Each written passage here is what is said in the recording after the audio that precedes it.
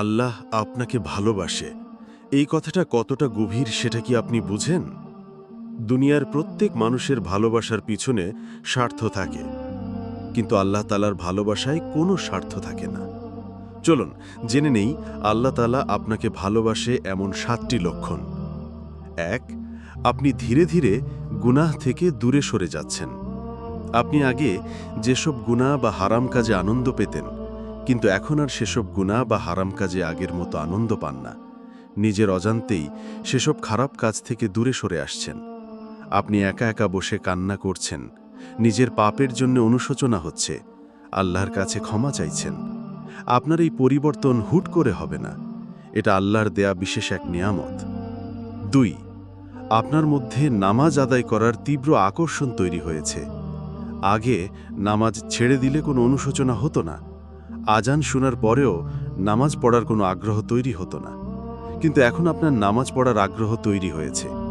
এক ওয়াক্ত নামাজ পড়ার পর পরের ওয়াক্ত নামাজ কোথায় পড়বেন সেটা নিয়ে চিন্তা করছেন। তখন আপনি উপলব্ধি করতে পারবেন যে নামাজ হলো আল্লাহ তাআলার সাথে কথা বলার একমাত্র মাধ্যম। 3. আপনি ধৈর্যশীল হয়ে উঠেছেন এবং কষ্টকে ইতিবাচক হিসাবে দেখছেন।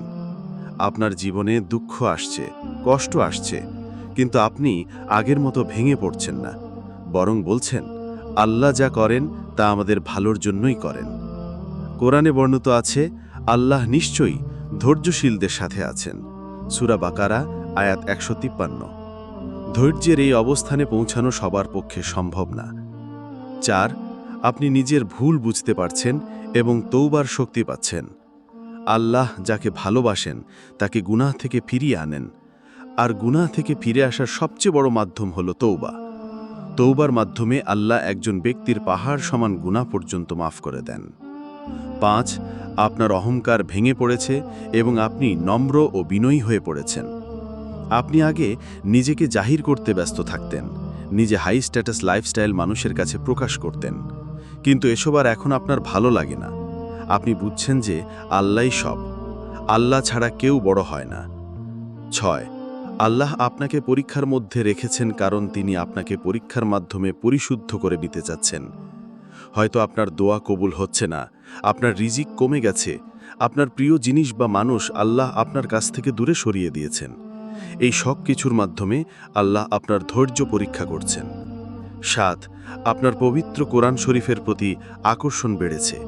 আগে আপনি কোরআন শরীফের প্রতি উদাসীন ছিলেন, শুনতে ভালো লাগতো না, পড়া তো দূরের কথা। এখন আপনার কোরআন শরীফ শুনতে ভালো লাগে, পড়তে মন চায়। এই সব লক্ষণ যদি আপনার মধ্যে থেকে থাকে, তাহলে আল্লাহর কাছে শুকরিয়া আদায় করুন। হেদায়েত দেয়া এবং তুলে নেয়ার মালিক একমাত্র আল্লাহ। প্রিয় ভাই ও বোনেরা, যদি ভিডিওটি এই পর্যন্ত দেখে থাকেন, তাহলে ভিডিওতে একটা লাইক দিয়ে আপনার মতামত জানাতে ভুলবেন না, আর ভিডিওটি আপনার প্রিয় মানুষের সাথে শেয়ার করবেন। ধন্যবাদ। ফি আমানিল্লাহ।